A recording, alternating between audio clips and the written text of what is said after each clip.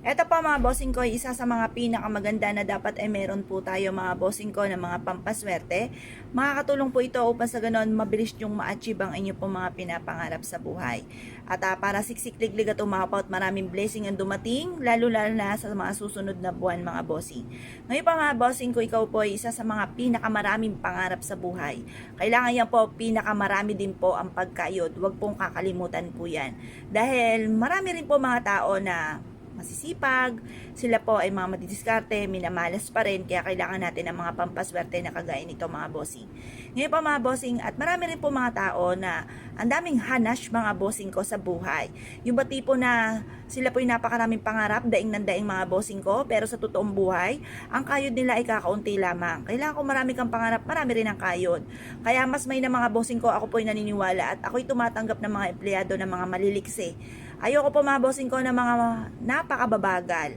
At dahil yan po ay inihahalin tulad din sa pag-asenso. Kaya kung kayo po ay may mga empleyado, maghanap ka ng mga empleyado na maliliksi. Yan po ay masisipag, yan po ay madiskarte, yan po ay, kumbagay, ang takbo rin ng inyong negosyo ay ganun din, magiging mabilis, maliksi. Ngayon po mga bossing, mas mainam po na subukan nyo po itong gawin dahil ito po ay makakatulong upang sa ganon, mabilis yung makamtan ang mga pinapangarap bukod sa inyo pong sipag at tiyaga, pagiging madiskarte at hindi nakakalimot magdasal.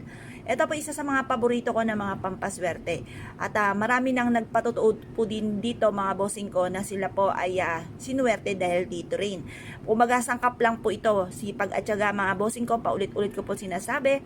At kahit tayo po na-interview sa Jessica Soho mga bossing, ang aking ding huling sinabi po doon, butit pinakita ay sipag at tiyaga talaga mga bossing.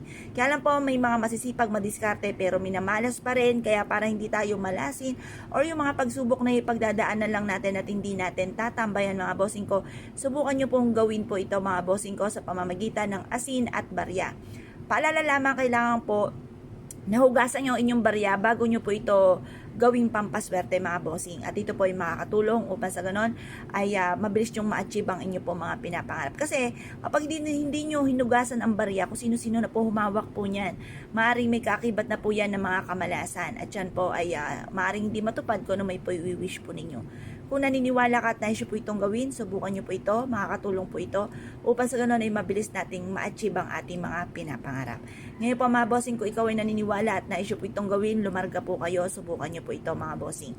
Ito po yung ating barya mga bossing ko ay ihahalo natin dito sa asin. Kumuha kayo ng isang pouch mga bossing ko, tapos bitbitin nyo ito kahit saan kayo magtungo. Basta ang asin ay natunaw, paltan nyo lang ito ng panibagong asin. Kasi marami na rin siya nahigop ng mga negatibong enerhiya. Ako po mga bossing, yung unang-una kong gawa ng pampaswerte, almost 3 months, araw-araw, tunaw ng tunaw ang asin ko. Pero dumating din yung punto mga bossing ko na kahit taon na lumipas, ay hindi po na mga bossing ko natutunaw yung asin. Dati-dati ay natutunaw sa dami ng mga pagsubok na pinagdaanan. Ngayon po, huwag ka maiinis, positive ka lang po lagi, happy lamang, chill lamang, ipagpaubayan nyo sa mahal na Panginoon lahat ang mga kaganapan sa buhay po ninyo, tapos subukan nyo po ito. Makakatulong ito upang sa ganon ay magtuloy-tuloy ang pasok ng swerte. Kaya kung kayo naniniwala at nais po itong gawin, ay siya mga bossing, good luck po sa inyo po lahat.